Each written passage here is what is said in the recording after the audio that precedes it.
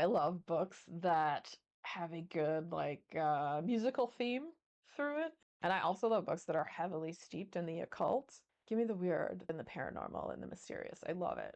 And then add music, even better. So today we're going to talk about Evil and Me by Brom. And Brom is honestly quickly becoming one of my favorite authors. This is the third book that I've read by Brom. I've read Slewfoot, which was fantastic. Krampus, which is my absolute favorite. I love Krampus. If you need a really good horror holiday read, Krampus is awesome, and I would highly recommend it. So today we're going to talk about Evil Me by Brom, which is his latest and greatest. Brom is also a really fantastic artist, just beautiful, strange, and eerie artwork. So Evil and Me, it follows the story of this character Ruby. Ruby and her friend Tina, grown up, kind of had the dream of like being in a band and following that dream, except for Ruby stayed in their little town in Alabama, and she was dating this stupid guy who basically was like, oh yeah, we'll meet Tina in Atlanta and this, that, and the other. And then they never did. And like Ruby always kind of used him as an excuse. And then eventually they ended up breaking up anyway. And so her and Tina got in a big fight, blowout, and haven't really talked a whole lot since then. And then Ruby got in trouble because her stupid ex-boyfriend was a pot dealer. And then she got caught with his drugs. And then she almost went to jail. He got off because they weren't on him and she was holding them. So she got in trouble. She's on probation. So she has to work at the YMCA and do community service. But she's been teaching kids how to play guitar and she's actually finding that she enjoys it quite a bit. And she also, for her job, she takes care of this older man, Joshua. He has dementia and she takes care of him because his daughter, she works all the time.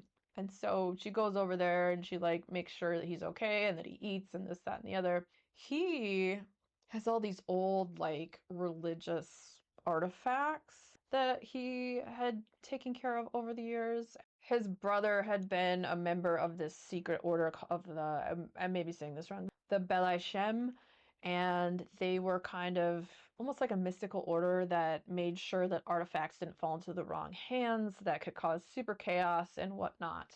And so his brother, Joshua, has some artifacts that no one should ever get their hands on. But he's starting to lose his memory and his mind, so this is not good. He was going through some of the stuff and he's looking for something and he can't find it.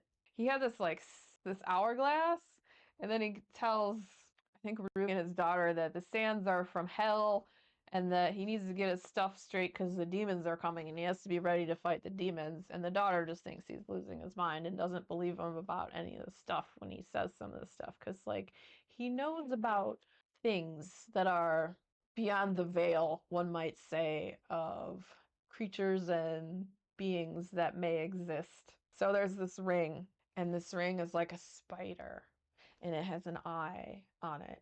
And that ring is attached to this entity from hell, I guess you would call it, this Lord Sheelbath. And the eye is her eye. Like, she doesn't have an eye, the eye's in the ring, and she can see through the ring and whatnot. The whole purpose of her being attached to this is that she wants to come back to Earth because she used to rule on Earth for like 500 years. She was a bloody a bloody lord who always required like, sacrifice and human sacrifices and this, that, and the other. And there's a lot of violence and stuff like that. But she wants to come back into the world. So Ruby gets curious and she sees this ring and ends up with the ring on her, and then she can't get it off and she starts having all these like horrible murderous intentions. And the only way to possibly get this ring off once it's on her is to possibly do like a spell and have an incantation, but she needs to have enough power behind it that it can actually remove the ring. And they don't even know if this can be done. And so the only way that maybe possibly they can do it is by performing the song on a stage and having people sing it back to her like an incantation. And you're like, well, how would this ever work? How could this ever even be possible? Because you can't just like magically start a band. Well, her friend Tina has been down in Atlanta for a while, so she's got a lot of connections and has played in different bands and places like this. So once she finally gets to Tina, Tina doesn't believe her, first of all. She doesn't believe any of this stuff happened with, because like the ring happens and then it starts pulling like bad entities towards her. her and Joshua, and he's like, okay, we have to get to Atlanta because there's someone who can help us down there, this, that, and the other. And then, like, you know, you got bad people and entities following her as well. So you have all this chaotic stuff happening. And now she knows that she's attached to this Lord Shieldbeth and there's a demon and she's possessed by this other creature, Beal. And Beal is like, he was one of Lord Shieldbeth's minions who she originally saved from like Satan and these other demons that would have tortured him forever. But then after he did a bunch of her bidding the last time, she like forced him into the fire. So he just burned and burned and burned. And he's like, okay, now I don't really feel like I owe her everything. And he kind of wants to break free of her too. So they sort of come to an understanding of sorts, I guess. And Beal is one of the Shedem, which is God's unfinished people. So you have all this crazy occult stuff happening. And I'm going to include this for Occult Detective October because there is a bounty hunter in that, so that's almost like a detective, right? And there is, you know, the bounty hunter, he's absolutely horrible and the worst, but his family was police officers and he came from a family of police officers. So I'm going to say it's kind of occult detective because it's super occult and there is a little bit of police type whatever in this, sort of. But it's a crazy story. Are they able to get this ring off of Ruby? Will she survive this? Will this weird entity end up coming back and coming to Earth? Or will Ruby, you know, defeat her? Will this spell even work? Will it? We don't know. Well, we do know. We know what happens. It's awesome. It's an awesome story. I loved it. Bram is the best. If you haven't read Bram yet, you should definitely check him out. Like I said, Krampus is my favorite, and now this time of year is getting closer to the holiday season, so I think Krampus would be a great place to start.